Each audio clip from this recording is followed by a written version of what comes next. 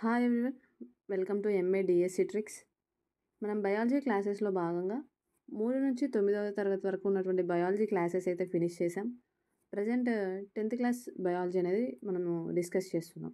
అందులో భాగంగా నియంత్రణ వ్యవస్థ అనేటువంటి టాపిక్ అయితే మనం డిస్కస్ చేసాం కంప్లీట్గా. అయితే అందులో మొక్కలకు సంబంధించినటువంటి టాపిక్ నేను డిస్కస్ చేయడం లేదు. ఎందుకంటే అది జస్ట్ మీకు చదివినా కూడా అర్థమైపోతుంది అనమాట. కాబట్టి ఇప్పుడున్న టైంలో ఆ టాపిక్ని నేను డిస్కస్ చేయడం అంత అవసరం లేదని నేను అనుకుంటున్నా. వీలైతే ఒకసారి టెక్స్ట్ బుక్లో ఉన్నటువంటి అంశాలు అనేవి ఒకసారి చదవండి. ఈరోజు వచ్చేసి మనము ప్రత్యుత్పత్తి వ్యవస్థ అనేటువంటి టాపిక్ని మనం డిస్కస్ చేయబోతున్నాం.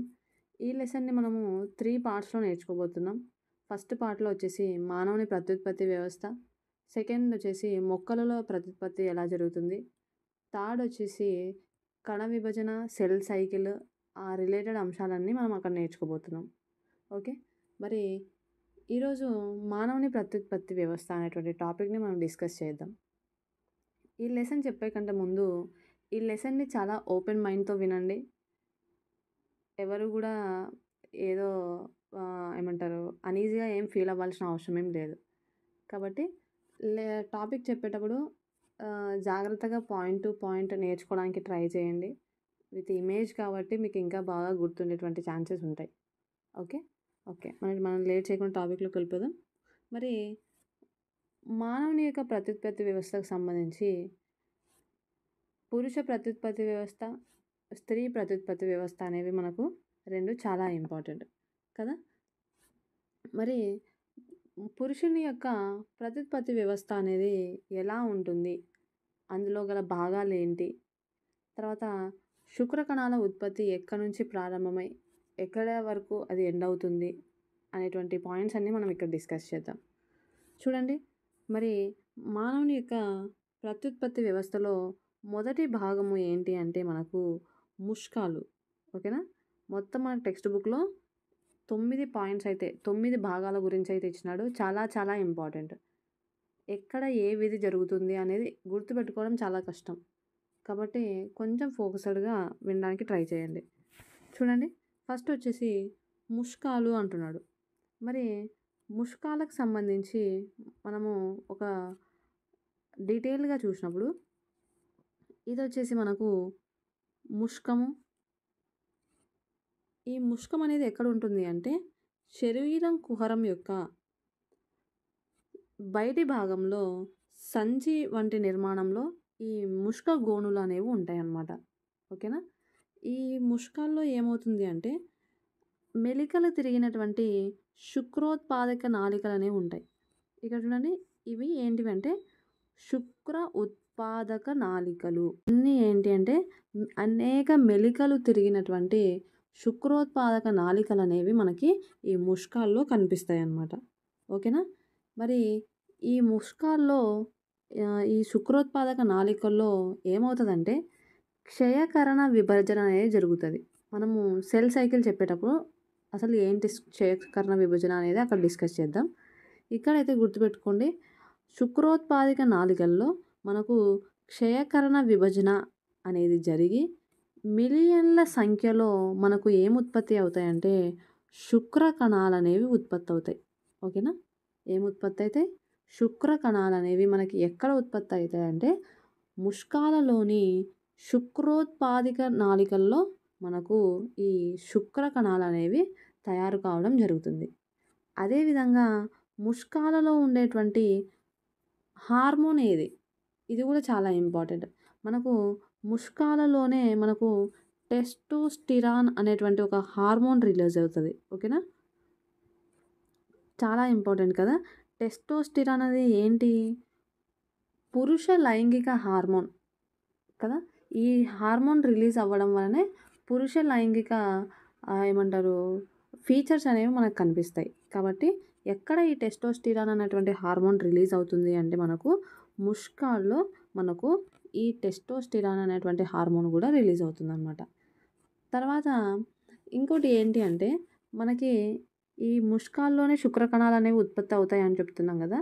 మరి ఈ తయారైనటువంటి శుక్రకణాలు బాగా పరిణతి చెందాలి అంటే బాగా డెవలప్ అవ్వాలి అంటే ఎలా ఉండాలంట ఇక్కడ ఉష్ణోగ్రత మన శరీర ఉష్ణోగ్రత కంటే 2 డిగ్రీల సెంటీగ్రేడ్ నుంచి 2.5 డిగ్రీల సెంటీగ్రేడ్ ఉష్ణోగ్రత అనేది మనకి తక్కువ ఉంటుందన్నమాట. ఓకేనా? మన శరీర ఉష్ణోగ్రత కంటే ఎంత తక్కువ ఉష్ణోగ్రత ఈ ముష్కాల్లో ఉంటుంది అంటే 2 నుంచి 2.5 డిగ్రీల సెంటీగ్రేడ్ ఉష్ణోగ్రత అనేది తక్కువగా ఉంటే అప్పుడు ఏమవుతుందంటే శుక్ర కణాలు అనేవి బాగా డెవలప్ అవుతాయి అన్నమాట. ఓకేనా? ఇది మనకు ముష్కాలకు సంబంధించినటువంటి ఇన్ఫర్మేషన్. తర్వాత ఇక్కడ చూడండి, శుక్రోత్పాదిక నాళికల నుంచి ఇక్కడ చిన్న చిన్న నాళాలు ఉన్నాయి కదా, కనిపిస్తున్నాయా? వీటిని మనం ఏమని పిలుస్తామంటే శుక్ర నాళికలు అని పిలుస్తాం. ఏమని పిలుస్తాం? ఈ భాగం అనమాట. ఆ ఎల్లో కలర్ స్ట్రక్చర్ ఉంది కదా, ఆ నాళికల్ని మనం ఏమని పిలుస్తామంటే శుక్ర నాళికలు అని పిలుస్తాం. అసలు ఏం చేస్తాయి ఈ శుక్ర నాళికలు అంటే, ఇక్కడ గ్రీన్ కలర్లో మనకు ఒక నాళం కనిపిస్తుంది కదా, దీన్ని ఏమని పిలుస్తామంటే ఎపిడైడమిస్ అని పిలుస్తాం. ఏమని పిలుస్తాం? ఎపిడైడమిస్ అని పిలుస్తాం. ఈ శుక్రోత్పాదక నాళికలలో ఉత్పత్తి అయినటువంటి శుక్ర కణాలు అనేవి ఈ శుక్ర నాళికల ద్వారా ఎపిడైడమిస్లోకి పోతాయి అన్నమాట. ఓకేనా? జస్ట్ ఒక బ్రిడ్జ్ లాగా అనమాట ఇవి, అంతే. శుక్రోత్పాదికల నుంచి ఉత్పత్తి అయినటువంటి శుక్ర కణాలు శుక్ర నాళికల ద్వారా ఎపిడైడమిస్ అనేటువంటి భాగానికి చేరుకుంటాయి అన్నమాట. ఓకేనా? నెక్స్ట్ ఇది రెండవ భాగం. నెక్స్ట్ చూస్తే మనకు ఎపిడైడమిస్, ఈ గ్రీన్ కలర్లో ఉన్నటువంటి స్ట్రక్చర్ ఉంది కదా, దీన్ని ఏమని పిలుస్తామంటే మనము ఎపిడైడమిస్ అని పిలుస్తాం. ఓకేనా? ఈ ఎపిడైడమిస్ అనేది ఎందులోకి తెరుచుకుంటుంది అంటే మనకి శుక్రవాహికలోకి మనకు తెరుచుకుంటుంది అనమాట. ఈ బ్లూ కలర్లో ఉంది కదా, దీన్ని ఏమంటామంటే మనము శుక్రవాహిక అని పిలుస్తాం. ఓకేనా? కాబట్టి ఎపిడైడమిస్ యొక్క విధి ఏంటి అంటే శుక్ర కణాలను నిల్వ చేసుకుంటుంది అనమాట. ఈ ఎపిడైడమిస్ అనేది మొత్తం ఏం చేస్తుందంటే శుక్ర కణాలను నిల్వ చేసుకుంటుంది. కాబట్టి ముష్కాలలో ఏమో టెస్టోస్టిరాన్ హార్మోన్ రిలీజ్ అవుతుంది, ఎపిడైడమిస్లో ఏమో శుక్ర కణాలను నిల్వ చేసుకుంటుంది. ఓకేనా? తర్వాత మనకు ఈ ఎపిడైడమిస్ నుంచి మనకు నెక్స్ట్ భాగం ఏమి స్టార్ట్ అవుతుందంటే శుక్రవాహికలు. ఓకేనా? ఇక్కడ చూద్దాం. ఇక్కడ చూస్తే మీకు బాగా క్లియర్గా అర్థమవుతుంది. చూడండి, ఇప్పుడు మనము ముష్కాల గురించి నేర్చుకున్నాం, శుక్రవాహికల గురించి నేర్చుకుందాం, ఎపిడైడమిస్ గురించి కూడా నేర్చేసుకున్నాం. ఎపిడైడమిస్ తర్వాత మొదలయ్యేటువంటి నాళాన్ని మనం ఏమని పిలుస్తామంటే శుక్రవాహికలు అని పిలుస్తాం. వాహనం అంటే ఏంది?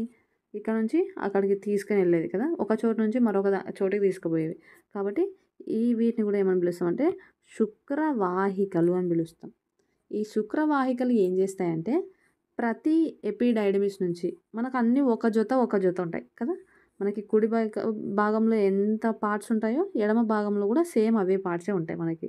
కాబట్టి ప్రతి ఎపిడైడమిస్, యూతలో ఉన్నటువంటి ఎపిడైడమిస్ నుంచి మనకి ఏమవుతాయంటే ఒక జత శుక్రవాహికలు అనేవి స్టార్ట్ అవుతాయి అన్నమాట. ఏం స్టార్ట్ అవుతాయి? ఒక జత శుక్రవాహికలు అనేవి స్టార్ట్ అవుతాయి. ఇవి ఏం చేస్తాయంటే మనకు ఏమని చెప్తాం, ఎపిడైడమిస్ నుంచి మనకు ఈ నాళం అనేది బయలుదేరి మూత్రనాళం చుట్టూ తిరిగి, ఇక్కడ చూడండి మనకి పైన కనిపిస్తున్నాయి ఇవి ఏంటివంటే మనకు మూత్రనాళికలు కదా, ఈ మూత్రనాళికలను చుట్టూ తిరిగి మరి ఏమవుతుందంటే శరీర కుహరంలోకి ప్రవేశిస్తాయి అన్నమాట. ఇవి శుక్రవాహికలు అనేవి మూత్రనాళిక చుట్టూ తిరిగి శరీర కుహరంలోకి ప్రవేశిస్తాయి. ఓకేనా? ఓకే, నెక్స్ట్ చూద్దాం. ఇది మనకు ఏంటి అంటే శుక్రవాహికలకు సంబంధించి. నెక్స్ట్ శుక్రగ్రాహికలు అంటున్నాం. ఇక్కడ చూడండి, ఈ స్ట్రక్చర్ని శుక్రవాహిక కింద ఉన్నటువంటి ఇలా ఇలా ఇలా ఉంది కదా, ఈ స్ట్రక్చర్ని మనం ఏమని పిలుస్తామంటే శుక్రగ్రాహికలు అని పిలుస్తాం. ఒక జత శుక్రగ్రాహికలు అనేవి మనకు ఉంటాయన్నమాట. మరి ఈ శుక్రగ్రాహికలు అనేవి ఏం చేస్తాయి? వాటి యొక్క విధి ఏంది అంటే శుక్ర ద్రవాన్ని విడుదల చేస్తాయి అన్నమాట. ఓకేనా? శుక్ర ద్రవాన్ని ఇవి విడుదల చేస్తాయి. ఏమి అసలు ఈ గ్రాహికలు రిలీజ్ చేసేటువంటి ద్రవం వల్ల ఉపయోగం ఏంది అంటే, ఎప్పుడైతే శుక్రకణం అనేది శరీరంలో నుంచి బయటికి వచ్చిన తర్వాత ఏం చేస్తదంటే, ఆ ద్రవం అనేది ఆ శుక్రకణానికి పోషణ అందిస్తదనమాట. ఓకేనా? అంటే మానవుని యొక్క ప్రసేకం నుంచి రిలీజ్ అయినటువంటి శుక్రకణాలకు మరి అండాన్ని చేరుకోవాలి గదా! అండాన్ని చేరుకునేంత వరకి దానికి శక్తి అనేది కావాల. కాబట్టి ఎనర్జీని ఇవ్వడానికి పోషణ అందించేటువంటి మరి ద్రవం ఏదైనా ఉంది అంటే మనకు ఈ శుక్ర ద్రవం అనేది మనకు శుక్రగ్రాహికలనేవి రిలీజ్ చేస్తాయన్నమాట. దీంతో పాటు ఇంకా 2 అంశాలు గూడా ఉన్నాయి. అవి గూడా పోషణను అందిస్తాయన్నమాట. కాబట్టి అవి మనము నెక్స్ట్ ఒక పార్ట్‌గా నేర్చుకుందాం. ఇక్కడ వచ్చేసి మనకి శుక్ర ద్రవము పోషణ అందిస్తుంది. ఈ శుక్ర గ్రాహికలకి చిన్న నాళాలుంటాయన్నమాట. ఇక్కడ చూపిస్తున్నా గదా మీకి. ఇలా చిన్న నాళాలుంటాయి. ఈ చిన్న నాళాలు ఏం జేస్తాయంటే, మీకి పైనుంచి శుక్ర వాహికలొస్తుంటాయి. ఇక్కడ చూడండి. పైనుంచి శుక్ర వాహికలొస్తుంటాయి. ఈ శుక్ర వాహిక ప్లస్ శుక్ర గ్రాహిక ఈ 2 కలిసి మనకు ఏమవుతాయంటే, ఒకే ఒక నాళంలాగా వచ్చి కింద ఒకే నాళంలాగా మాడిఫై అయితాయన్నమాట. ఓకేనా? కాబట్టి దీన్ని ఏమంటామంటే మనం ఇక్కడ స్ఖలన నాళము అని పిలుస్తాం. ఇక్కడ ఉంది చూడండి. ఇక్కడ ఉన్నటువంటి ఆ నాళాన్ని మనం ఏమని పిలుస్తామంటే స్ఖలన నాళము అని పిలుస్తాం. ఇది వేటి యొక్క కలయిక అంటే శుక్రవాహికలు మరియు శుక్రగ్రాహికలు ఈ రెండిటి నాళాల యొక్క కలయిక ద్వారా ఏర్పడినటువంటి నాళం ఏది అంటే మనకు స్ఖలన నాళం. ఓకేనా? మరి ఇక్కడ చూడండి. స్ఖలన నాళం చుట్టూ మనకు పౌరుష గ్రంథి అనేది ఉంది కదా! స్ఖలన నాళం చుట్టూ ఉన్నటువంటి గ్రంథి ఏంటి అంటే మనకి పౌరుష గ్రంథి. దీన్నే ప్రోస్టేట్ గ్లాండ్ అని పిలుస్తాం. మరి ఏం చేస్తది? ఈ పౌరుష గ్రంథి రిలీజ్ చేసేటువంటి స్రావకాలనేవి ఏం చేస్తాయంటే, శుక్ర కణాన్ని ఉత్తేజపరచడానికి ఈ ప్రోస్టేట్ గ్లాండ్ రిలీజ్ చేసేటటువంటి స్రావకాలనేవి సహాయపడతాయి. ప్లస్ పోషణ కూడా అందిస్తాయన్నమాట. ఏమందిస్తాయి?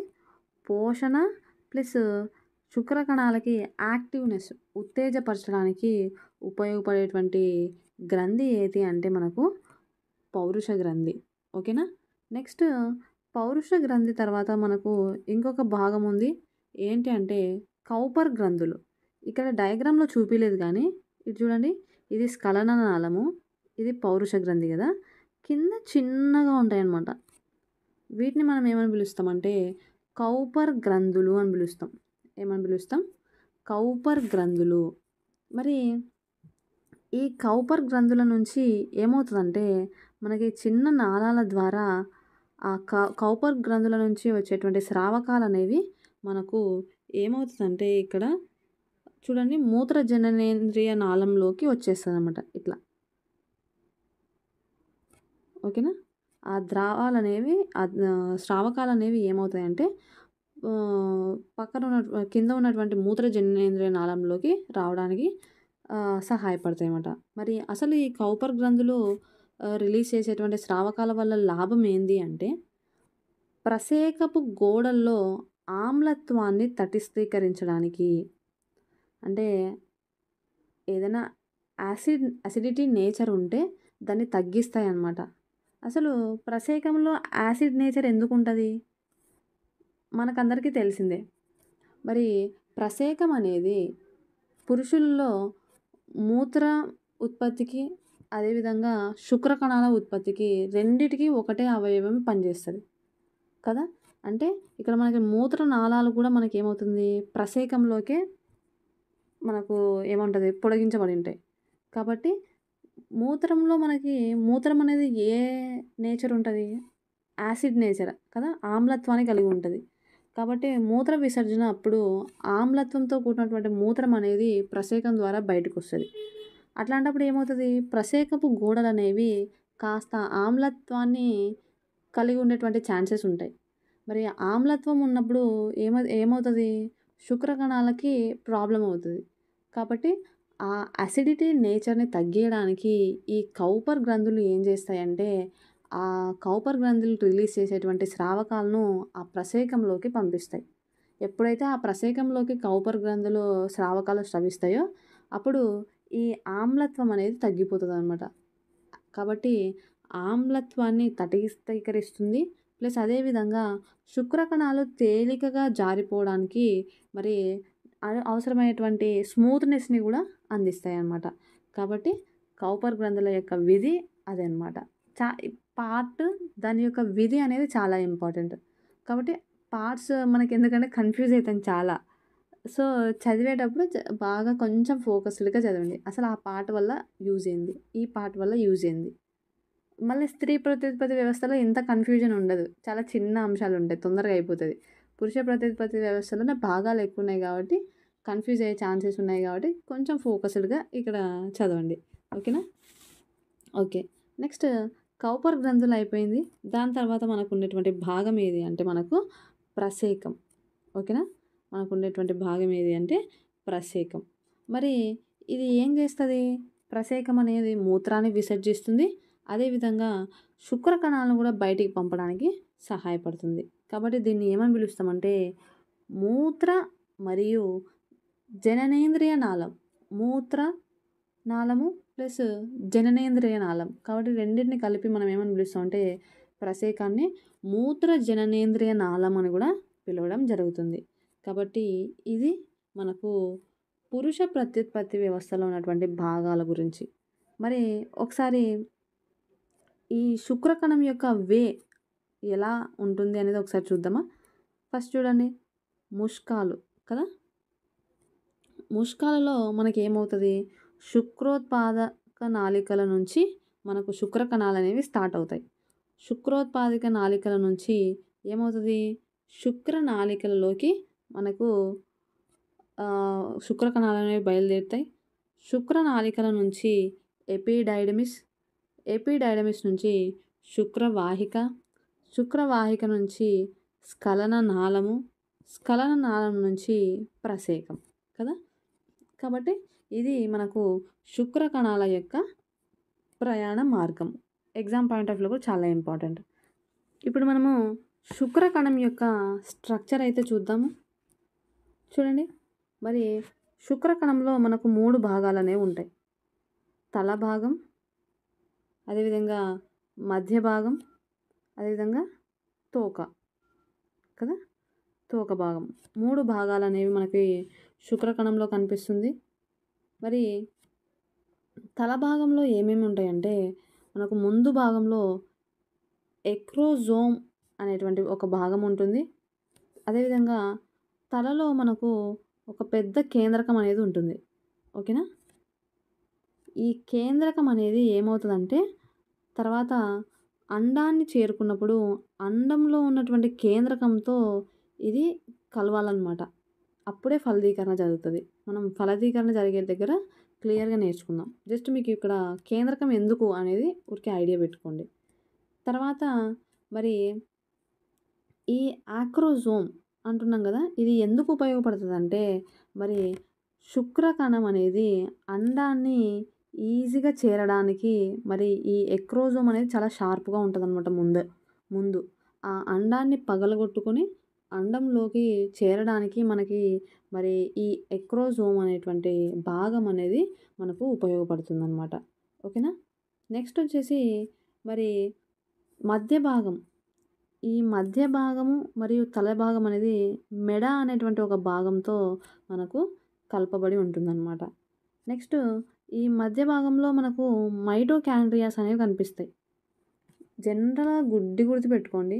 మైటోకాండ్రియాలు ఉన్నాయి అంటే నథింగ్ బట్ అక్కడ ప్రోటీన్ సింథసిస్ జరుగుతది. అంటే ప్రోటీన్ సంశ్లేషణ అనేది జరుగుతది. ప్రోటీన్ సంశ్లేషణ జరుగుతుంది అంటే నథింగ్ బట్ అక్కడ ఏంటి అంటే శక్తి అనేది ఉత్పత్తి అవుతుంది. ఓకేనా? కాబట్టి మరి శుక్రకణం అనేది అండాన్ని చేరుకునేంత వరకు అది మూవ్ అవుతూనే ఉండాలి కదా! ఆ కదలికల కోసం మరి శుక్రకణానికి శక్తి అనేది అవసరమైతది. కాబట్టి మైటోకాండ్రియా అనేది మరి శుక్రకణానికి శక్తిని అందిస్తదనమాట. కాబట్టి అందుకు మైటోకాండ్రియా అనేవి శుక్రకణంలో ఉంటాయి. ఓకేనా? నెక్స్ట్ మరి తోక భాగం అనేది ఏంటి అంటే మనకు చలించడానికి బాగా ఫ్రీగా మూవ్ అవ్వడానికి, ఫాస్ట్‌గా మూవ్ అవ్వడానికి మనకి ఏ భాగం సహాయపడుతుంది అంటే శుక్రకణానికి ఈ తోక భాగం అనేది సహాయపడుతుంది అనమాట. ఓకే, ఇది మనకి శుక్రకణానికి సంబంధించినటువంటి అంశాలు. ఓకేనా, మరి ఇక్కడ ఇంకొన్ని పాయింట్స్ నేర్చుకుందాం మనం. ఓకే,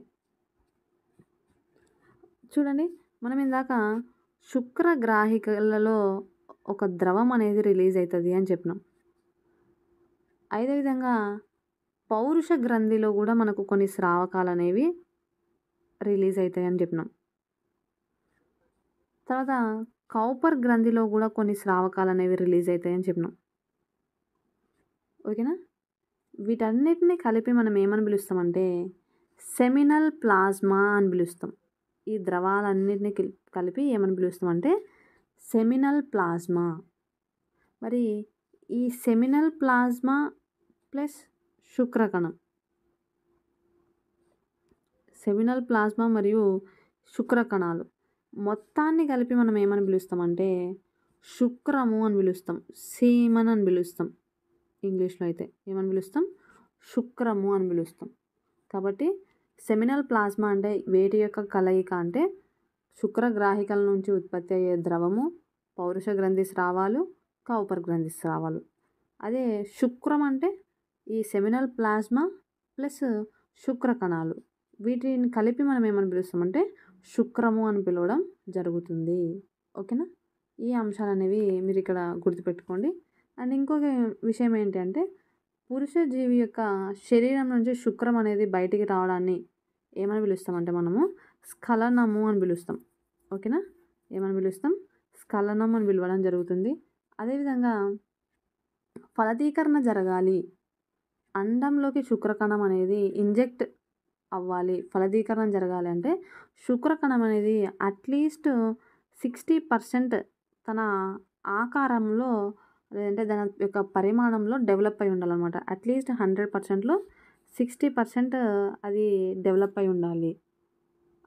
అదేవిధంగా అట్లీస్ట్ 40%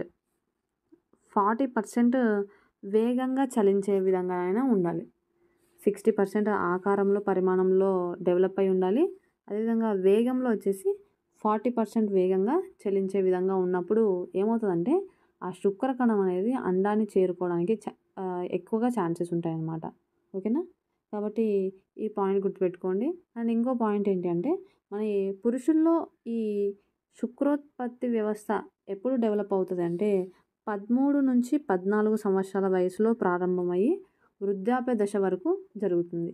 అయితే ఏమవుతుందంటే వయసు పెరిగే కొద్దీ ఈ శుక్రకణాల ఉత్పత్తి అనేది తగ్గిపోతుంది అన్నమాట. ఇక్కడ ఇంకొక చిన్న విషయం ఏంటని నేర్చుకోవాలంటే మరి వృద్ధాప్య దశలో వచ్చేస్తూ ఉన్నప్పుడు శుక్రకణాల ఉత్పత్తి అనేది తగ్గిపోతుంది అని చెప్తున్నాం. కానీ ప్రజెంట్ ఉన్నటువంటి సిచ్యువేషన్స్లో మనం తీసుకుంటున్నటువంటి ఆహారం వల్ల జంక్ కానీ మసాలా ఐటమ్స్ కానీ కల్తీ, బయట చాలా పొల్యూటెడ్ ఫుడ్డే ఉంది. అంత హెల్దీ ఫుడ్ బయట అయితే టౌన్స్లో మరీ చెప్పాలంటే అసలు మనకు దొరకట్లేదు. అట్లాంటి ఫుడ్ తీసుకోవడం వల్ల ఏమవుతుందంటే బాడీలో చాలా మార్పులు అనేవి జరుగుతున్నాయి అన్నమాట. దానివల్ల ఏమవుతుందంటే ఈవెన్ 30+ వచ్చేలోపు కూడా చాలామందికి అసలు శుక్రకణాల ఉత్పత్తి అనేది అంత ఏమంటారు అంత ఎఫెక్టివ్గా లేదనమాట. ఐదర్ పురుషుల్లో అయినా కానీ స్త్రీలలో అయినా కానీ తీసుకునే ఫుడ్ అనేది కూడా మనకు చాలా ఇంపార్టెంట్. ఒక సైన్స్ సబ్జెక్ట్ నేర్చుకుంటున్నాము అన్నప్పుడు దాన్ని కొన్నిసార్లు మనం ఏం చేసుకోవాలంటే మన లైఫ్ స్టైల్కి కూడా ఒకసారి అప్లై చేసుకోవాలన్నమాట. కాబట్టి మన హెల్త్కి సంబంధించి మనం ప్రయారిటీస్ తీసుకోవాలి ఖచ్చితంగా. కాబట్టి ఏమంటారు తీసుకునేటువంటి ఫుడ్ అనేది చాలా పొల్యూటెడ్గా ఉంది కాబట్టి హెల్తీ ఫుడ్ తీసుకోవడానికి మనం ట్రై చేయాలి. ఓకేనా, ఓకే, ఇప్పుడు స్త్రీ ప్రత్యుత్పత్తి వ్యవస్థలో ఉన్నటువంటి భాగాలు ఏంటి, మరి అక్కడ నుంచి బేబీ ఫార్మేషన్ అనేది ఎలా జరుగుతుంది అనేది మనం ఇప్పుడు డిస్కస్ చేద్దాం. మరి స్త్రీ ప్రత్యుత్పత్తి వ్యవస్థలో మనకి ముఖ్యంగా ఉండేటువంటి భాగాలు ఏవి అంటే అండాశయాలు, ఒక జత అండాశయాలు, అదేవిధంగా ఒక జత స్త్రీ బీజ వాహికలు, వీటిని ఏమని పిలుస్తామంటే మనము ఫాలోపియన్ ట్యూబ్స్ అని పిలుస్తాం. తర్వాత గర్భాశయం, అదేవిధంగా బాహ్య జననేంద్రియం. ఓకేనా? ఇవి మనకు స్త్రీ ప్రత్యుత్పత్తి వ్యవస్థలో ఉండేటువంటి ముఖ్యమైనటువంటి భాగాలు. మరి ఫస్ట్ అండాశయం గురించి మనం నేర్చుకుందాం. మరి ఈ అండాశయంలో ఏమవుతుంది అంటే మనకు అండాలనేవి ఉత్పత్తి అవుతాయి. అండం అనేది తయారు చేయబడుతుంది. ఈ అండం అనేది కూడా మనకు ఎలా స్టార్ట్ అవుతుంది? ఒక చిన్న సెల్‌తోనే మనకు అండం అనేది స్టార్ట్ అవుతది. ఓకేనా? ఏమవుతది? దీన్నేమని పిలుస్తామంటే చిన్న బుడగల్లా ఉంటాయన్నమాట. ఓకేనా? చిన్న చిన్న బుడగల రూపంలో స్టార్ట్ అవుతది. ఫస్ట్ మనకి ప్రైమరీ ఫాలికిల్, తర్వాత అది డెవలప్ అవుతూ క్షయకర్ణ విభజన అనేది జరుగుతది. అండం ఏర్పడడానికి ఏ విభజన జరుగుతది? క్షయకర్ణ విభజన. శుక్రకణం ఏర్పడడానికి ఏ విభజన జరుగుతది? క్షయకర్ణ విభజన. కాబట్టి పదాలు ఇంపార్టెంట్. క్షయకర్ణ విభజన జరుగుతూ ఏమవుతదంటే చిన్న చిన్న బుడగల రూపంలో ఇవి ఏర్పడతాయన్నమాట. ఓకే. చిన్న చిన్న బుడగల రూపంలో ఏర్పడుతూ ఇవి ఫామ్ అవ్వడాన్ని ఈ చిన్న బుడగల్ని మనం ఏమని పిలుస్తామంటే గ్రాఫియన్ పుటికలు అని పిలుస్తాం. గ్రాఫియన్ ఫాలికిల్స్ అని కూడా పిలుస్తాం. ఓకేనా? కాబట్టి ఈ గ్రాఫియన్ పుటికలు అనేవి మనకి ఏమవుతదంటే క్షయకణ విభజన చెందుతూ చెందుతూ మనకు ఒక అండం అనేది ఫామ్ అవుతదనమాట. ఇంకొక పాయింట్ చూడండి ఇక్కడ. ఇక్కడ ఈ భాగం చూడండి. స్కై బ్లూ ఉంది, పింక్ ఉంది, రెడ్ ఉంది. అంటే ఒక్కొక్క భాగం ఒక్కొక్క భాగంతో వేరు చేయబడింది. అంటే ఈ పుటికలనేవి ఏమవుతదంటే డెవలప్ అయ్యే కొద్దీ డిఫరెంట్ డిఫరెంట్ కుహరాలతో ఈ పార్ట్స్ అనేవి డెవలప్ అవుతాయన్నమాట. ఓకేనా? ఇక్కడ చూడండి. ఈ భాగంకొచ్చే లోపల రెడ్ కలర్‌దంతా ఔటర్ లేయర్‌గా, స్కై బ్లూదంతా దాంట్లో ద్రవంలాగా, పింక్‌దొచ్చేసి మనకు అండం కదా!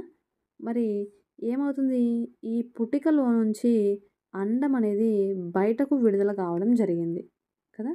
ఆ పుటిక అనేది పగిలిపోయి అందులో నుంచి ఈ అండం విడుదల కావడాన్ని ఏమని పిలుస్తాం మనం అంటే అండోత్సర్గం అని పిలుస్తాం. దీన్నేమని పిలుస్తాం అంటే ఓవ్యులేషన్ అని కూడా పిలవడం జరుగుతది. కాబట్టి ఈ పాయింట్ అనేది మీరిక్కడ గుర్తుపెట్టుకోవాలి. ఓవ్యులేషన్ అనేటువంటి ప్రాసెస్, అండోత్సర్గం అనేటువంటి ప్రాసెస్ మనకెక్కడ జరుగుతుంది అంటే అండాశయంలో జరుగుతుంది. ఓకేనా? నెక్స్ట్ చూద్దాం. మరి అండాశయంలో మనకు అండం విడుదలయింది. ఓకేనా? అండాశయంలో ఇక్కడ నుంచి మనకు అండం విడుదలైంది. ఏమవుతదంటే ఫాలోపియన్ నాళం ద్వారా ఈ అండం అనేది ఏమవుతది? గర్భాశయానికి చేరుకుంటుందనమాట. ఓకేనా? గర్భాశయానికి చేరుకున్నప్పుడు ఏమవుతదంటే ఇక్కడ 2 సందర్భాలనేవి ఇక్కడ జరుగుతాయి. ఫలదీకరణ జరిగితే జరిగేటువంటి ప్రాసెస్ వేరు. ఫలదీకరణ జరగకపోతే ఉండేటువంటి ప్రాసెస్ వేరు. ఫస్ట్ ఫలదీకరణ జరగకపోతే ఏమవుతదనేది చూద్దాం. మనకు ఫలదీకరణ జరగకపోతే ఫాలోపియన్ నాళం ద్వారా అండం అనేది గర్భాశయానికి చేరుతది. ఈ గర్భాశయానికి చేరుకున్నప్పుడు గర్భాశయం లోపల మనకి ఏమైతదంటే ఒక పొర అనేది ఫామ్ అయ్యి ఉంటుంది. దాన్ని మనం ఏమని పిలుస్తామంటే ఎండోమెట్రియం అని పిలుస్తాం. ఈ గర్భాశయం చుట్టూ ఒక పొర అనేది ఉంటది. ఆ పొరను మనం ఏమని పిలుస్తామంటే ఎండోమెట్రియం అని పిలుస్తాం. ఈ ఎండోమెట్రియం అనేటువంటి పొరలోకొచ్చి మనకు అండం అనేది చేరుతది. ఫలదీకరణ చెందలేదు గదా! కాబట్టి ఏమవుతదంటే ఈ ఎండోమెట్రియం అనేటువంటి పొర, అదేవిధంగా అండం అనేది ఏమవుతదంటే మనకు ఋతుస్రావంగా బయటికొచ్చేస్తది. దీన్నే మనం ఏమని పిలుస్తామంటే మెన్స్ట్రుయేషన్ సైకిల్ లేదా ఋతుచక్రం అని పిలుస్తాం కదా! కాబట్టి ఫలదీకరణ జరగనప్పుడు జరిగేటువంటి పరిణామం ఇది. ఒకవేళ ఫలదీకరణ జరిగితే జరిగేటువంటి పరిణామం ఏంటి అంటే మనకు ఫాలోపియం నాళంలోనే మనకు అండం అనేది మరి బయలుదేరుతూ ఉన్నప్పుడు ఇక్కడ ఏమవుతదంటే శుక్రకణం అనేది వచ్చి అండంతో సంయోగం చెంది మనకు మరి జైగోట్ అనేది ఫామ్ అవుతది. సంయుక్త బీజం అనేది ఫామ్ అవుతది. ఈ జైగోట్ ఏమవుతదంటే మనకి గర్భాశయంలోకి వచ్చి చేరుకుంటుంది. ఓకేనా? జైగోట్ ఏం చేస్తది? గర్భాశయం యొక్క గోడలకు వచ్చి అతుక్కుంటదనమాట. ఎండోమెట్రియం అనేటువంటి ఒక పొర ఉందన్నాం కదా! ఆ పొరకు వచ్చి అతుక్కుంటది. ఎప్పుడైతే ఆ పొరకు వచ్చి ఎన్ ఏమంటారు జైగోట్ అనేది అతుక్కుంటుందో మనకు అక్కడి నుంచి జరిగేటువంటి పరిణామం వేరు. ఒక బేబీ ఫార్మేషన్ అనేది మనకు గర్భాశయంలో జరుగుతది. ఒక న్యూ వరల్డ్ అనేది తయారైతది. కాబట్టి నిజంగా దేవుడిచ్చినటువంటి ఒక వరం కదా! కాబట్టి ఈ ప్రాసెస్ ఎలా జరుగుతది అనేది మనము క్లియర్‌గా నేర్చుకుందాం. ఓకేనా? ఇక్కడ మీరు కొన్ని అంశాలనేవి బాగా నేర్చుకోవాలి. ఏంది అంటే ఎప్పుడైతే అండం అనేది శుక్రకణంతో సంయోగం చెందుతదో మనకు జైగోట్ అనేటువంటి ఒక సంయుక్త బీజం అనేది ఏర్పడతదనమాట. ఓకేనా? ఒకసారి క్లియర్‌గా చూద్దాం. అండం లోపల కూడా కణం ఉంటది. శుక్రకణం సంబంధించి కూడా మనం నేర్చుకున్నాం. శుక్రకణం ఎక్రోజోమ్ ఉంటది. ప్లస్ పెద్ద కేంద్రకం ఉంటదని మనం నేర్చుకున్నాం కదా! ఎప్పుడైతే ఇది ఎన్, ఇది ఎన్ ఏకస్థితికం అనమాట 2 కూడా. ఎప్పుడైతే ఎక్రోజోమ్ ద్వారా శుక్రకణం అనేది ఏమవుతదంటే అండంలోకి ప్రవేశిస్తది. అండంలోకి ప్రవేశించిన తర్వాత ఈ అండంలో ఉన్నటువంటి ఈ కణం అనేది అండంలోని శుక్రకణంలోని కేంద్రకం అనేది అండంలోని కేంద్రకంతో సంయోగం చెందుతది. అప్పుడు ఏమవుతదంటే మనకి అండంలో మనకి సంయోగం చెంది 2Nగా అంటే సంయుక్త బీజం దీన్నే జైగోట్ అని పిలుస్తాం. జైగోట్ అనేది ఫార్మ్ అవుతది. ఆ తర్వాత జైగోట్ అనేది మనకు డెవలప్ అవుతూ ఒక బేబీ అనేది ఫార్మ్ అవుతది. కాబట్టి ఈ అంశాలు గుర్తుపెట్టుకోండి. తర్వాత మరి ఫలదీకరణం చెందిన తర్వాత గర్భాశయంలో జరిగేటువంటి మార్పులు ఏంది అనేది మనం చూద్దాం. ఫలదీకరణం చెందిన తర్వాత ఏమవుతదంటే గర్భాశయం యొక్క గోడలనేవి మందమైపోతాయన్నమాట. ఓకేనా? గర్భాశయం యొక్క పొరలు ఆ పొర ఎండోమెట్రియం పొర ఇవన్నీ ఉంటాయి కదా! అవన్నీ ఏమవుతదంటే బాగా మందంగా అయిపోయి ఏం చేస్తాయంటే ఆ పిండానికి పోషణను అందించడం జరుగుతదనమాట. ఓకేనా? పిండానికి ఏం చేస్తాయంట పోషణను అందిస్తాయి. ప్లస్ పిండం నుంచి వచ్చేటువంటి వ్యర్థాలను కూడా ఇవి తొలగించడానికి సహాయపడతాయి. ఓకే. తర్వాత ఏం జరుగుతది అంటే ఇక్కడ ఇంకొక పాయింట్ గుర్తుపెట్టుకోండి. మనము ఇందాక ఏం చెప్పినాం పిండం అనేది వచ్చి గర్భాశయపు యొక్క గోడలకు అతుక్కుంటది అని చెప్పినాం. ఓకేనా? మరి ఆ గర్భాశయ గోడలు ఏ కణజాలంతో నిర్మించబడి ఉంటాయంటే మృదు కణజాలంతో నిర్మించబడి ఉంటాయి. ఓకేనా? కాబట్టి గర్భాశయంలో ఉన్నటువంటి మృదు కణజాలానికి మరి ఈ పిండం అనేది వచ్చి అక్కడ పిండ ప్రతిస్థాపన అనేది చేస్తదనమాట. ఓకే. తర్వాత ఏమవుతదంటే ఈ పిండం అనేది డెవలప్ అవుతది. ఎలా డెవలప్ అవుతది అంటే చాలా ఇంపార్టెంటు 4 వేరు త్వచాలు కలిగినటువంటి భాగాలనేవి పిండంలో డెవలప్ అవుతాయి. అవి ఏంటి అనేది ఒకసారి చూద్దాం. పిండంలో మనకి మొదటి భాగం ఏంటంటే పరాయువు అని పిలుస్తాం. ఈ గ్రే కలర్‌లో ఉంది కదా! ఈ భాగాన్ని మనం ఏమని పిలుస్తాం అంటే పరాయువు అంటాం. అదేవిధంగా మనకు ఇక్కడ ఈ భాగాన్ని మనం ఏమని పిలుస్తామంటే ఆమ్నియాన్ లేదా దీన్నే ఉల్బము అని పిలుస్తాం. ఈ ఉల్బంలో ఇక్కడ మనకి ఎంబ్రియో ఉంటది. ఓకేనా? ఇది బేబీ అన్నమాట. ఇది ఎంబ్రియో. చిన్న ఎంబ్రియో. దీని నుంచే మనకు అన్నీ ఫామ్ అవుతాయి. ఉల్బము అంటాం దీన్ని. తర్వాత ఈ పై భాగం ఈ పర్పుల్ కలర్ భాగాన్ని మనం ఏమని పిలుస్తామంటే ఆలిందం అని పిలుస్తాం. కింద ఉన్నటువంటి ఈ పసుపు భాగాన్ని మనం ఏమని పిలుస్తామంటే సొన సంచి అని పిలుస్తాం. ఈ అన్ని భాగాలు చూస్తే మీకు దేనికి దానికి సెపరేట్‌గా ఉన్నాయి. దేనికి దానికి సెపరేట్ త్వచాలున్నాయి కదా! త్వచాలు కలిగి ఈ 4 భాగాలనేవి డిఫరెంట్‌గా ఉన్నాయి. మరి ఒక్కొక్క భాగం యొక్క విధి అనేది ఒక్కొక్కలాగా ఉంటది. మొట్టమొదటి భాగమైనటువంటి పరాయువు యొక్క విధి ఏంటి అనేది మనం ఇప్పుడు చూద్దాం. ఓకేనా? మరి ఈ పరాయువు అనేది ఏంటి అంటే పిండాన్ని ఆవరించి ఉన్నటువంటి బాహ్య త్వచాన్ని మనం ఏమని పిలుస్తామంటే పరాయువు అని పిలుస్తాం. ఈ పరాయువు అనేది ఏం చేస్తదంటే మీకు ఇక్కడ కొంచెం ఇక్కడ చూపిస్తా చూడండి. ఇది గర్భాశయం అనుకుందాం. ఓకేనా? గర్భాశయంలో మనకు పిండం అనేది ఉంది. ఓన్లీ ఇట్లా బాల్‌లాగా ఉంటే అతుక్కోవడం ఈజీయా? లేదంటే ఈ పరాయువు నుంచి ఏమవుతదంటే చిన్న చిన్న వేర్ల వంటి నిర్మాణాలనేవి డెవలప్ అయి ఉంటాయన్నమాట. ఈ వేర్ల వంటి నిర్మాణాలు ఉండటం వల్ల ఏమవుతదంటే పిండం అనేది గర్భాశయం యొక్క మృదు కణజాలానికి పోయి అతుక్కుంటదనమాట. ఎప్పుడైతే అతుక్కున్నప్పుడు ఏమవుతదంటే, ఈ వేర్ల వంటి నిర్మాణాలనేవి ఆ మృదు కణజాలంలోకి చొచ్చుకొని పోతాయి. చొచ్చుకొని పోయినప్పుడు మనకేమవుతదంటే, పిండం కదలకుండా స్టాండర్డ్‌గా ఉండడానికి సహాయపడుతదనమాట. కాబట్టి పరాయువు చేసేటువంటి ఒక ముఖ్యమైనటువంటి ఆహ్, పని ఏంటి అంటే, ఈ వేర్ల వంటి నిర్మాణాలను డెవలప్ చేయడం. ఓకేనా? దాని తర్వాత ఇంకొక మెయిన్ ఇంపార్టెంట్ ఏంది అంటే, ఇప్పుడు ఇదంతా గర్భాశయం యొక్క మృదు కణజాలం కదా!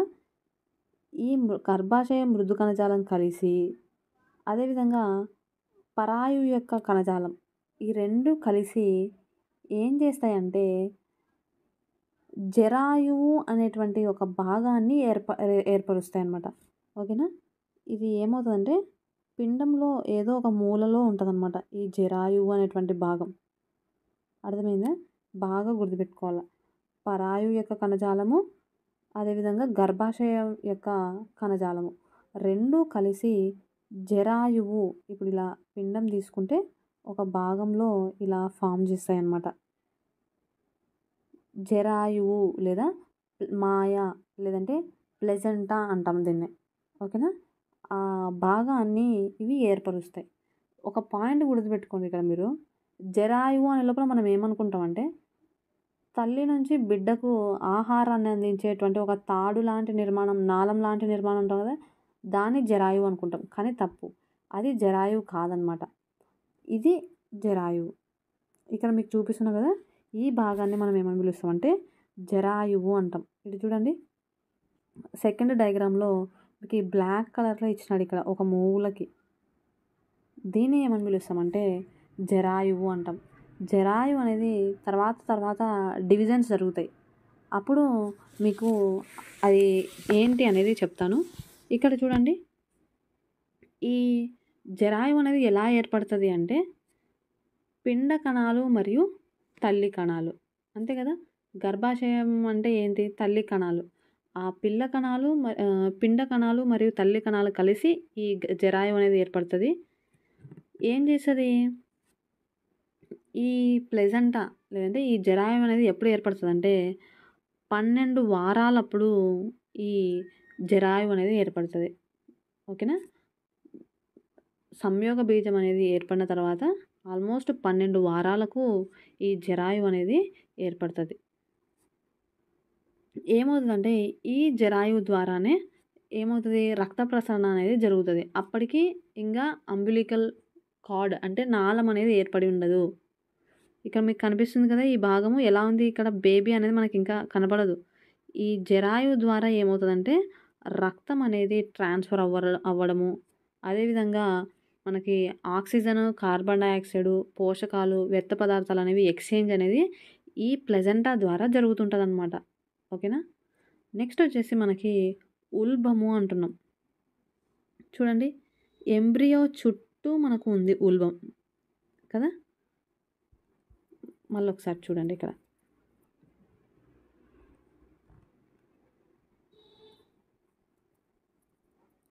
ఇప్పుడు మనము ఉల్బం గురించి నేర్చుకుందాం. ఈ పిండంకి చుట్టూ ఏమవుతదంటే ఈ ఉల్బం అనేది ఉంటది. ఓకేనా? ఇది కూడా ఒక రకమైనటువంటి పిండత్వచం. మనం 4 భాగాలని చెప్పినాం కదా! అందులో ఇదొకటి. ఈ ఉల్బం లోపల ఏముంటుంది అంటే ఉల్బక ద్రవము లేదంటే ఉమ్మ నీరు అని పిలుస్తాం. ఓకేనా? ఏమని పిలుస్తాం? ఉమ్మ నీరు అని పిలుస్తాం.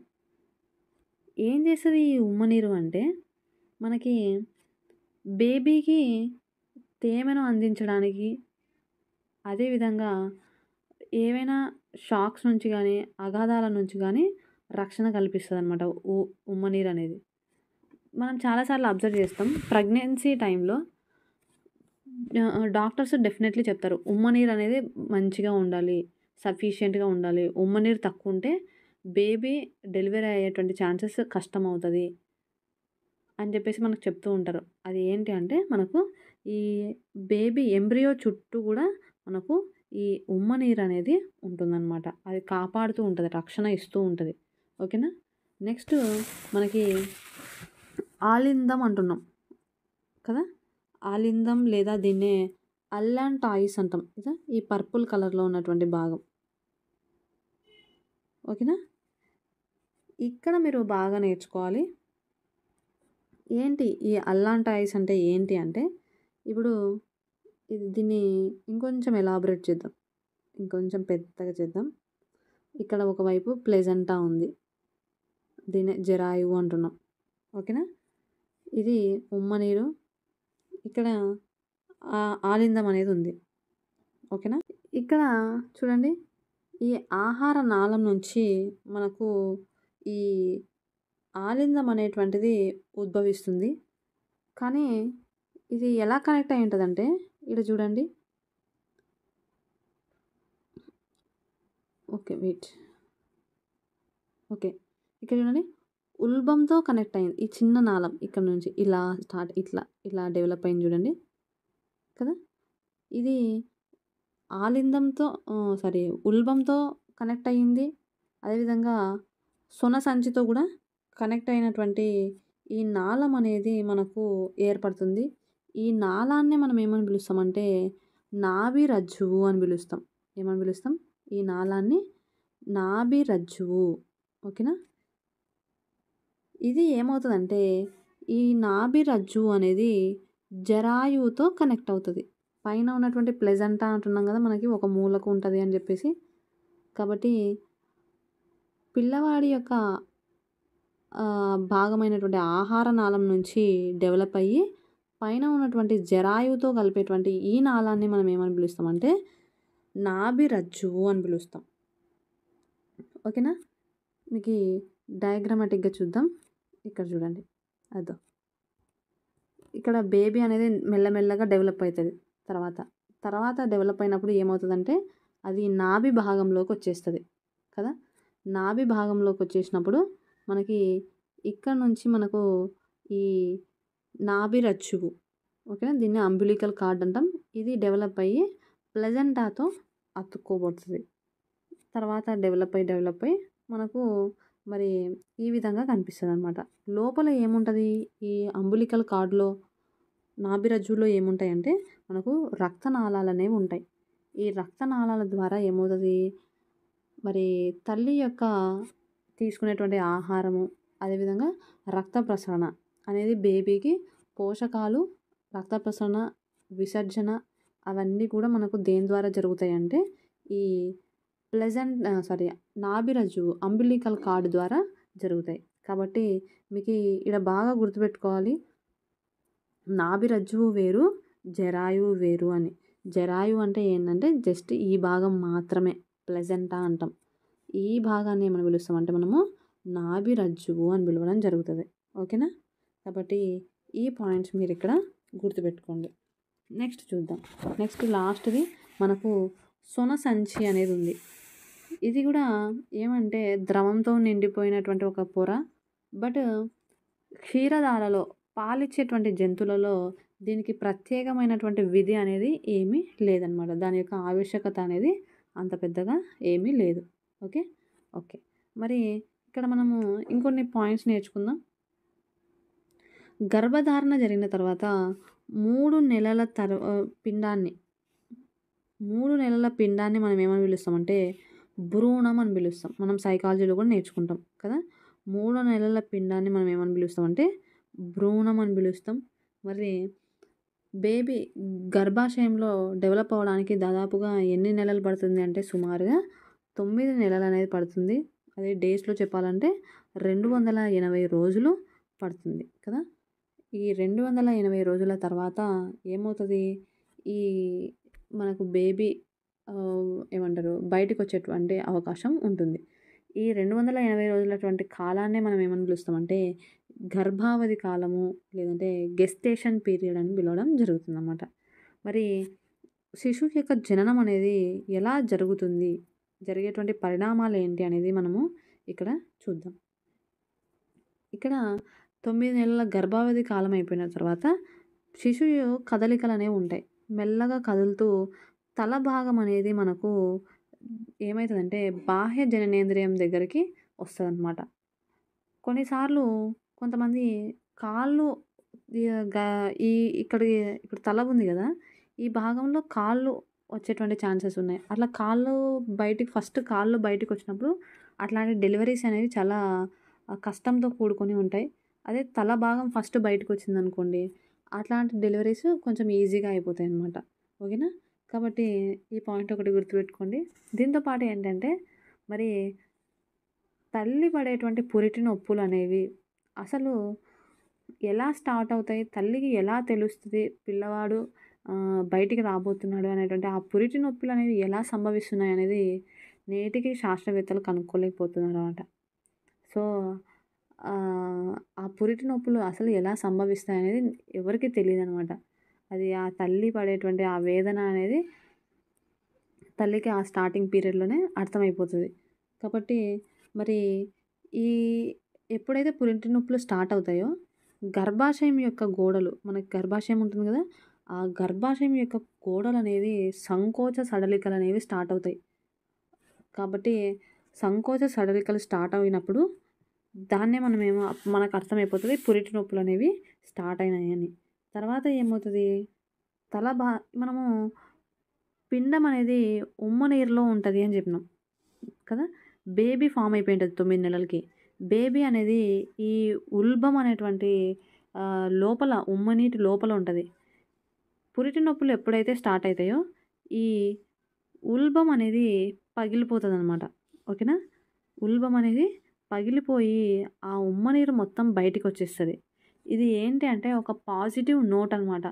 అంటే బేబీ పుట్టడానికి రెడీగా ఉంది. ఇది ప్రశాంతమైనటువంటి ప్రసవం జరగబోతుంది అని చెప్పడానికి ఒక పాజిటివ్ నోట్ అనమాట. ఒక మంచి విషయం.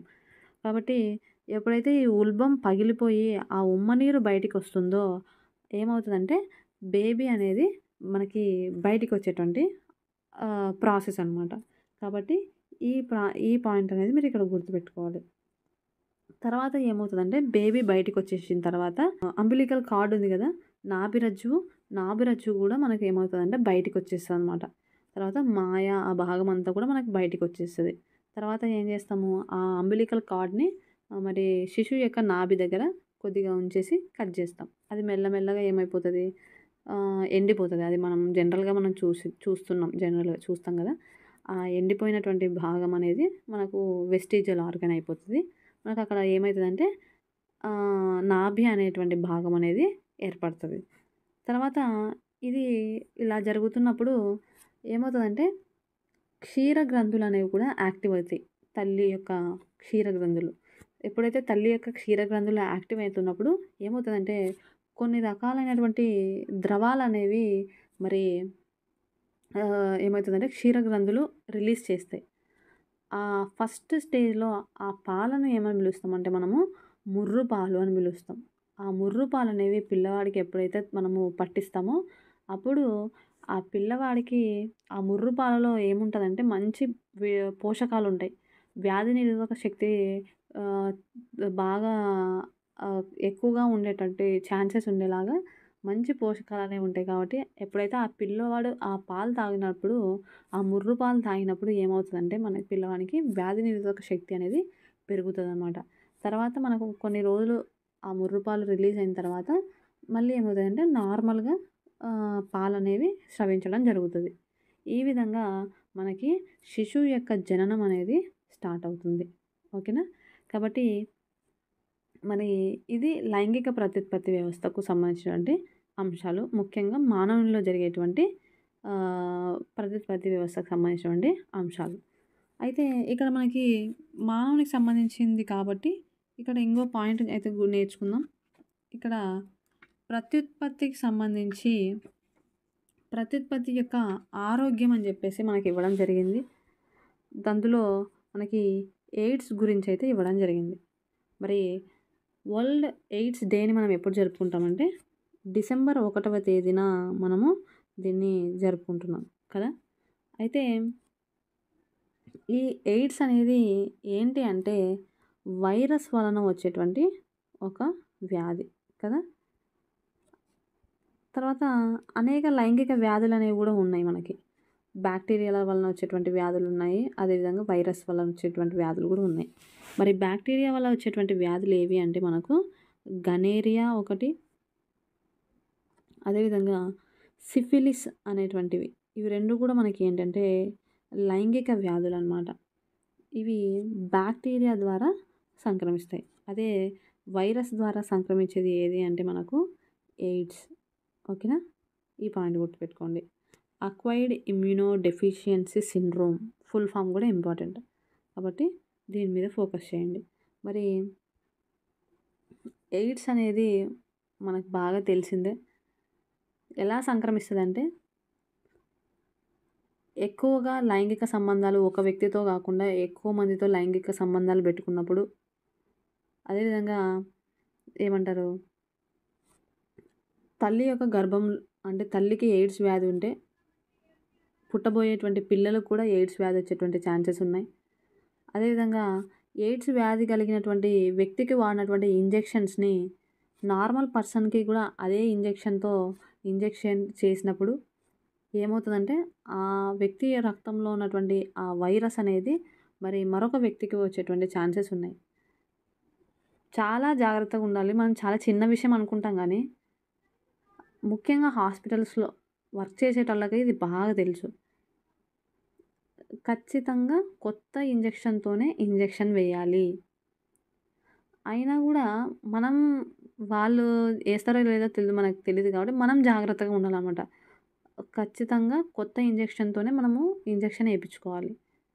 పెద్ద పెద్ద హాస్పిటల్స్లో చూస్తుంటారు కదా, అసలు వాళ్ళకి ఏం అభం శుభం తెలీదు. ఎట్లా వచ్చింది ఎయిడ్స్ అంటే ఇట్లా ఇంజెక్షన్ వేరే వాళ్ళది నాకు వేసినారు ఇంజెక్షన్. ఎంత సిల్లీగా ఉంటుంది కదా రీజన్ అయితే. కాబట్టి వాళ్ళకి తెలివి ఉందో లేదో మనమైతే చెప్పలేం కానీ బట్ మనం మన జాగ్రత్తలో ఉండాలి. కాబట్టి పొరపాటున ఎప్పుడైనా ఇంజెక్షన్స్ వేసుకోవాల్సినటువంటి సిచ్యువేషన్ వచ్చినప్పుడు కొత్తది మనం కొనుక్కొని పోయి వాళ్ళ చేతికి ఇచ్చి దీంతో వేయండి అని వేయించుకోవాలి. ఎందుకంటే ఎవరి ఆరోగ్యం వాళ్ళకి ముఖ్యం. వాళ్ళు పొద్దునుంచి రాత్రి వరకు వర్క్ చేస్తుంటారు కాబట్టి చిన్నదనమాట, వాళ్ళు చిన్న నెగ్లిజెన్సీ అనేది ఒక మనిషి యొక్క ప్రాణాన్ని బలి తీసుకుంటుంది. కాబట్టి చాలా జాగ్రత్తగా ఉండాలి. ఎయిడ్స్ అనేది కరోనా అంత ఫాస్ట్గా కాకపోయినా ఇది సుదీర్ఘ కాలికంగా ఉండేటువంటి వ్యాధి. మెల్లమెల్లగా డెవలప్ అవుతూ వస్తుంది. శరీరంలోని ఒక్కొక్క భాగాన్ని ఇంజూర్ చేసుకుంటూ వస్తుంది. కాబట్టి ఈ పాయింట్స్ అనేవి గుర్తుపెట్టుకోండి. ఇంకా ఏంటి అంటే మరి ఎయిడ్స్లో ఫస్ట్ ప్లేస్లో ఎవరున్నామంటే మనమే ఉన్నాం. ఏపీ, ఆంధ్రప్రదేశ్ అనేది మొదటి స్థానంలో ఉంది. ఎలా అంటే 2011 జనాభా లెక్కల ప్రకారం మనకు సర్వే తీస్తారనమాట. ఈ 2000 జనాభా లెక్కల ప్రకారం ఎంతమంది మరి హెచ్ఐవి పాజిటివ్ ఉన్నటువంటి వ్యక్తులు ఉన్నారు అంటే 24 లక్షల మందికి పైగా మరి హెచ్ఐవి పాజిటివ్ వ్యక్తులు ఉన్నట్టుగా గుర్తించడం జరిగింది. మరి ఏపీ తర్వాత సెకండ్ ప్లేస్లో ఏది అంటే మనకు కర్ణాటక ఉంది. దాని తర్వాత మనకు మహారాష్ట్ర ఉంది. ఓకేనా, ఫస్ట్, సెకండ్, థర్డ్. దాదాపు ప్రతి 300 మందిలో మరి ఒక పర్సన్కి డెఫినెట్లీ ఎయిడ్స్ ఉంటుంది అని ఈ సర్వేలో చెప్పడం జరిగిందనమాట. మరి 2011 జనాభా లెక్కల ప్రకారం ఇది. ప్రజెంట్ ఇప్పుడు 2025 ఈ లెక్కల ప్రకారం ఎంతమంది ఉంటారో మనకైతే తెలియదు కదా. కాబట్టి ఎగ్జామ్ పాయింట్ ఆఫ్ వ్యూలో మనకి ఇది ఇంపార్టెంట్ కాబట్టి ఈ పాయింట్స్ గుర్తుపెట్టుకోండి. తర్వాత పురుషుల్లో ఎంత శాతం అంటే 1.07% పురుషులకి ఎయిడ్స్ అయితే సోకడం జరిగింది. స్త్రీలలో అయితే ఇక్కడ నాకు పాయింట్ పడదు, ఇది అడ్జస్ట్ చేసుకోండి, 0.73%. ఓకేనా. తర్వాత 15 నుంచి 49 సంవత్సరాల వయసు ఉన్నటువంటి వాళ్ళలో ఎంత శాతం అంటే 0.09% గర్భిణీ స్త్రీలు ఎంతమంది ఉన్నారంటే 1.22% ఇంతమందికి మరి హెచ్ఐవి అనేది సోకడం జరిగింది. మరి ఇంతమందికి జరుగుతుంది కదా! దీనికి సంబంధించినటువంటి హెచ్ఐవికి ఇప్పుడు ప్రజెంట్ చాలా మెడిసిన్స్ వచ్చాయి కానీ ఒకప్పుడైతే హెచ్ఐవికి మెడిసిన్ లేదు. జస్ట్ నివారణ ఒక్కటే దానికి మార్గం కాబట్టి నివారణకు సంబంధించినటువంటి అవేర్‌నెస్ ప్రోగ్రామ్స్ అనేవి ఉండేవి. అవి ఏంటి అంటే ప్రభుత్వం చేపట్టినటువంటి ఒక కార్యక్రమం ఏది అంటే ఆర్ట్ అనేటువంటి ఒక కేంద్రాలను ఏర్పాటు చేయడం జరిగింది. ఈ ఆర్ట్ అంటే ఏంది అంటే యాంటీ రెట్రోవైరల్ థెరపీ అంటాం. ఈ కేంద్రాల ద్వారా ఏం చేసేవాళ్ళంటే ఎవరైతే హెచ్ఐవి పాజిటివ్ ఉంటారో వాళ్ళకు వైద్య సదుపాయాలను ఇది కల్పించేదనమాట. వైద్య సదుపాయాలను, టాబ్లెట్స్ కానీ వాటికి ఏమేమి ఖర్చు అవుతాయో ఇవన్నీ ఇచ్చేదనమాట ప్రభుత్వం. తర్వాత ఇంకొక కార్యక్రమం ఉంది ఆశ. ఓకేనా? ఆశ అక్రెడిటెడ్ సోషల్ హెల్త్ యాక్టివిటీస్, అదేవిధంగా రెడ్ రిబ్బన్ ఎక్స్‌ప్రెస్. ఈ 3 కార్యక్రమాలు ఏంటి అంటే ఎయిడ్స్‌కి సంబంధించినటువంటి ఇన్ఫర్మేషను, అదేవిధంగా నివారణ చర్యలు, దానివల్ల వచ్చేటువంటి ప్రమాదాలకు సంబంధించి ఇవన్నీ చూసుకునేవన్నమాట. కాబట్టి ఆర్ట్, ఆశ, రెడ్ రిబ్బన్ ఎక్స్‌ప్రెస్ ఈ కార్యక్రమాల గురించి మీరు గుర్తుపెట్టుకోండి. నెక్స్ట్ వచ్చేసి మనకు కుటుంబ నియంత్రణ మార్గాలనేవి ఉన్నాయి కదా! ఇప్పుడు మనం జనరల్‌గా చూస్తున్నాం. 2, 3 పిల్లలు పుడితే చాలు ఎనఫ్ అని చెప్పేసి మరి కుటుంబ నియంత్రణ అనేటువంటి ఆపరేషన్స్ చేపించుకుంటున్నారు. ఈ ఆపరేషన్స్ వల్ల ఏమవుతుందంటే పిల్లలు పుట్టడం అనేది జరగదనమాట. కాబట్టి మరి పురుషుల్లో కుటుంబ నియంత్రణ పద్ధతిని, పురుషుల్లో ఉన్నటువంటి కుటుంబ నియంత్రణ పద్ధతిని మనం ఏమని పిలుస్తామంటే వాసెక్టమీ అని పిలుస్తాం. అదే స్త్రీలలో వచ్చేసి మనము ట్యూబెక్టమీ అనేటువంటి ఆపరేషన్ చేస్తామన్నమాట. పిల్లలు కాకుండా ఆల్మోస్ట్ ఏమంటాం 100లో 90% స్త్రీలకే చేపిస్తాం కదా! పురుషులు అంత తొందరగా సాహసం చేయలేరు. వాళ్ళు వాసెక్టమీ అనేటువంటి పద్ధతి ఉన్నా కూడా స్త్రీలకే చేపిస్తాం మనం ట్యూబెక్టమీ కదా! సో ఈ 2 పద్ధతులు అనేవి ఉన్నాయి. ఇవే కాకుండా పిల్లలు పుట్టకుండా మనకు టాబ్లెట్స్ వాడడం, తర్వాత కొన్ని రకాలైనటువంటి ఆల్టర్నేటివ్ ప్రోగ్రామ్స్ అనేవి ఉన్నాయి. బట్ ఈ టాబ్లెట్స్ వాడడం అనేది కొద్దిపాటి డేంజర్‌తో కూడుకున్నది. ఎందుకంటే కంటిన్యూయస్‌గా టాబ్లెట్స్ యూజ్ చేయడం వల్ల ఏమవుతుందంటే బాడీలో ఇన్ఫెక్షన్స్ కానీ, బాడీలో వేరే సైడ్ ఎఫెక్ట్స్ కానీ వచ్చేటువంటి ఛాన్సెస్ ఉంటాయి. సో అట్లాంటి వాటిని మనం యూజ్ చేయకూడదు. ఇంకా వేరే లాంటి అంటువ్యాధులు కూడా వచ్చేటువంటి ఛాన్సెస్ ఉన్నాయి.